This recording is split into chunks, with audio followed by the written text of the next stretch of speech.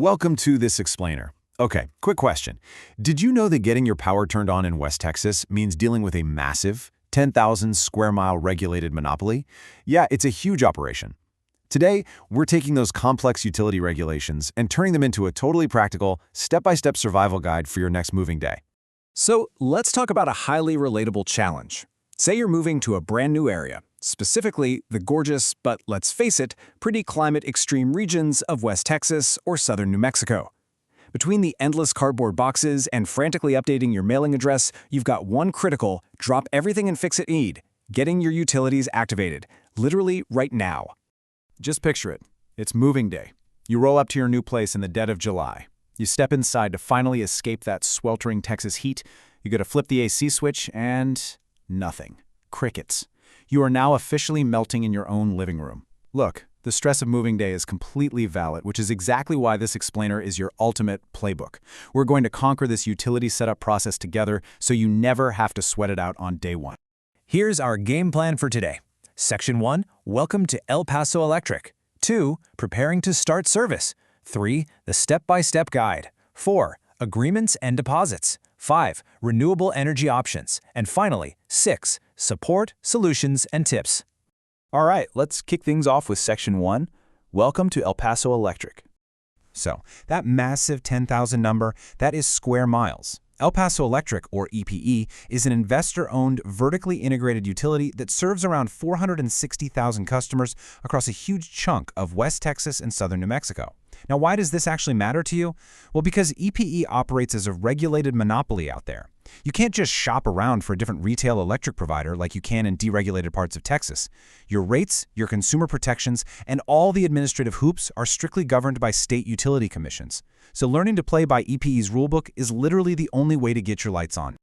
Moving right along to Section 2, preparing to start service. Okay, before you even think about picking up the phone, you've got to gather what we call your utility toolkit. See, federal and state regulations require strict identity verification, basically to stop fraud and make sure the bills go to the right person. You absolutely need a valid government-issued photo ID. You're also going to need a social security number, or ITN, for a soft credit check. Actually, if you don't have one, don't worry, you can use alternative ID along with a security deposit. But here's the absolute most important piece. Get your exact service address, right down to the specific unit or apartment number. Have your signed lease agreement or property deed handy too. Trust me, having this toolkit ready to go will save you a massive headache later.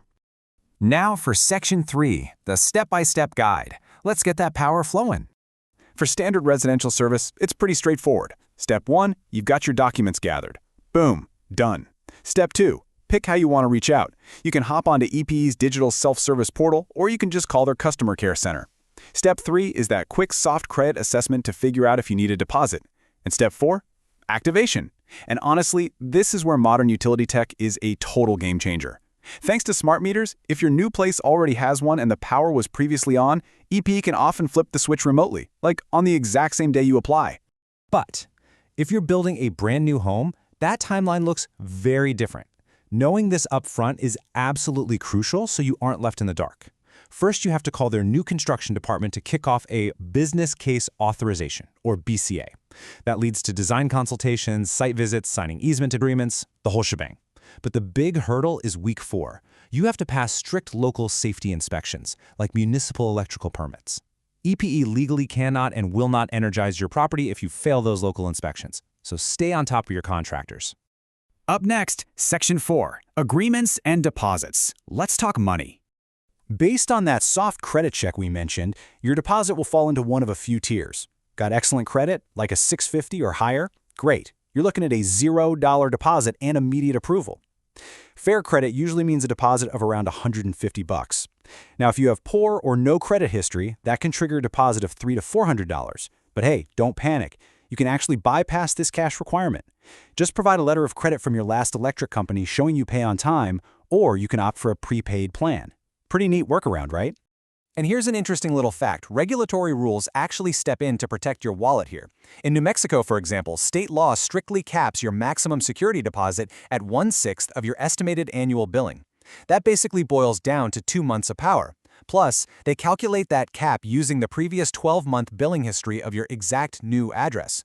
So EPE can't just pull a massive deposit number out of thin air. It's mathematically tied to the historical usage of the exact property you're moving into.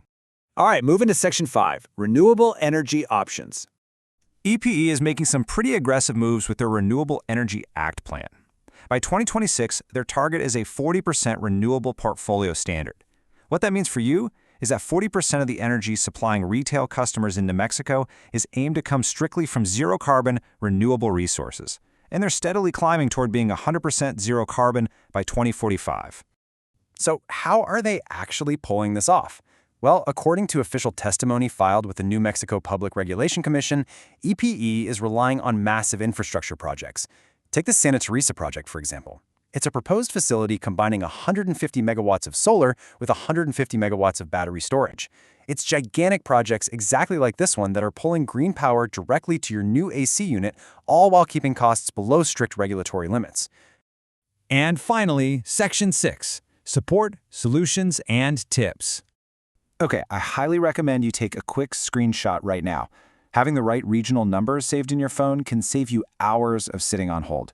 There's a specific care line for Texas and a totally separate one for New Mexico. Both are open Monday through Friday, 7 a.m. to 7 p.m. Mountain Time. But here's the pro tip. If you need administrative help right away and want to skip the phone queues entirely, use the live chat feature on epelectric.com. It's actually staffed by real humans during business hours. Let's talk about avoiding some common, extremely frustrating pitfalls. An exact address mismatch on your application? That is the #1 reason your power gets delayed. Remember those local safety inspections for new builds? Failing one stops everything in its tracks. And here's a massive one. Even if you've been a loyal customer for years with no deposit on file, if you have 3 late payments within a 12-month window, EP regulations allow them to slap a brand new security deposit onto your active account. Don't let that happen. Oh, and if you need to pay upfront fees instantly, use their 24/7 Bill Matrix phone system. Finally, never call regular customer service for physical hazards. Always use the 24/7 emergency line for things like down lines or outages. So, what does this all mean for you? Look, dealing with a regulated utility monopoly might seem incredibly complex, and honestly, it kind of is. But your game plan is simple. Get your toolkit of documents ready, understand your rights regarding credit and deposits, and make that call or click with total confidence. You are now 100% equipped to ensure those lights turn on the absolute second you walk into your new home. Now, as always, please remember this explainer is a general guide. You'll definitely want to verify specific rates and rules directly with El Paso Electric to account for your unique situation. But tonight, as you flip that switch and enjoy the AC in your new place, ask yourself this. As our energy needs continue to skyrocket and the grid shifts toward renewables, will these massive, heavily regulated utility monopolies be agile enough to power our future? Thanks so much for hanging out with us, and don't forget to subscribe for more explainers just like this one.